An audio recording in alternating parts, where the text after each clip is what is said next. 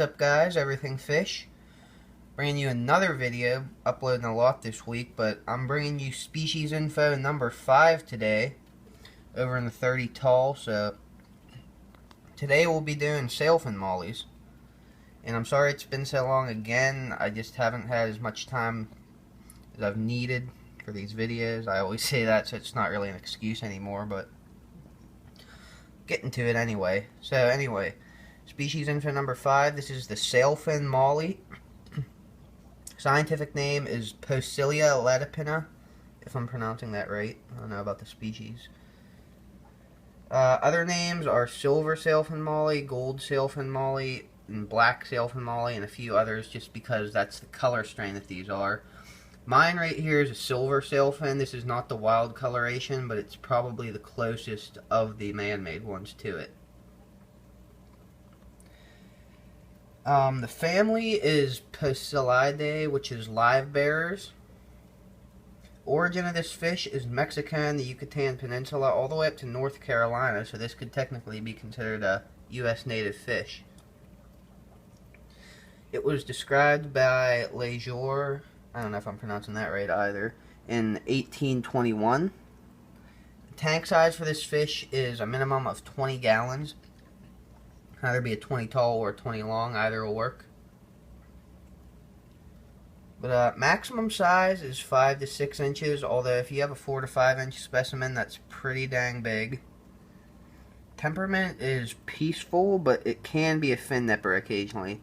My big male sailfin and my electric blue acara, as you can see there, like to fight with each other all the time. Not sure why, because mollies are normally not that gutsy against cichlids, but guess I have an aggressive one.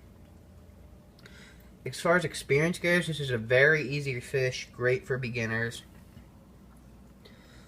As far as feeding goes, it's omnivorous. Feed it flake, algae wafers to get some vegetation into its diet, mosquito larvae if you can get a hold of any, as well as frozen or live brine shrimp and bloodworms.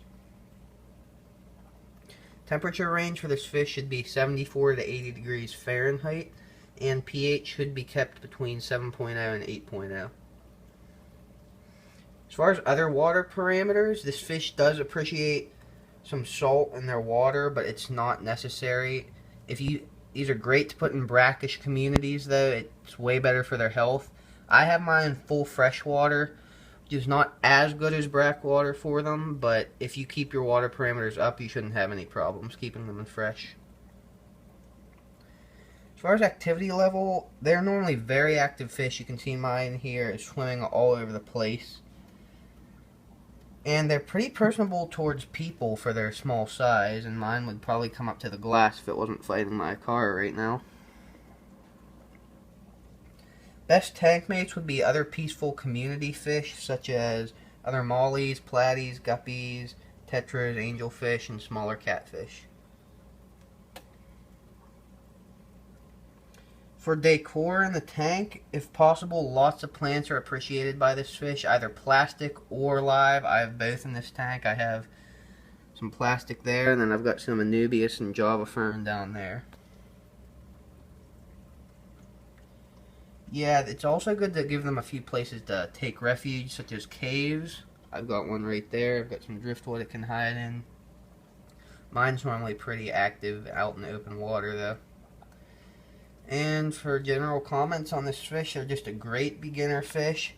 Normally very forgiving of water quality, and they're also fairly common, so you should have no trouble at all finding one at a fish store.